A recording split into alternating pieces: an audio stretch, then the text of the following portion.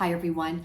Well, when you look at the labor market pretty much around the globe, it is proving to be fairly resilient. When you look at the numbers that just came out for Canada, well, for the month of October, 108,000 jobs were created. That is very robust. It certainly surprised to the upside. But even though we get a number like that, it doesn't necessarily mean that you are in fact in your dream job.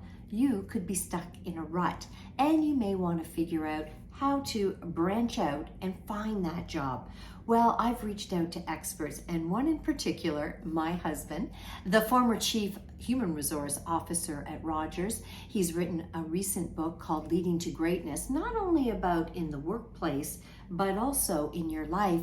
And I asked him the question, when someone came in and interviewed with you, were there mistakes that you saw time and time again? And he said, yeah, quite frankly, there were. And there are three big ones. So let's talk about them. The first is not being really crystal clear on connecting your passion and your strength to the job you're applying for. The hiring manager can't read your mind. You need to telegraph that information, and you need to do so right up front. You also have to be very concise and clear about what it is you're looking for, and do your homework. People just simply don't do enough homework before they go for a job interview. And when I talk about doing homework, here's the type of homework. You need to understand a little bit about the hiring manager, the hiring company, and the position itself. The next one, though, when you see a job description and you really want to work there and it's your dream job, and you look at number after number after number of all the qualifications they're looking for, and you start to self-eliminate, I can tell you no one is going to necessarily get every qualification that they're looking for. By the way, when I left CTV News after being the chief financial commentator, I looked at the qualifications for the job to replace me. I'm not sure I would have qualified for them, and I did the job for a decade. You get where I'm coming from. Don't self-eliminate. So I'll quickly recap that. Top 3 mistakes that people make. They are not self-aware.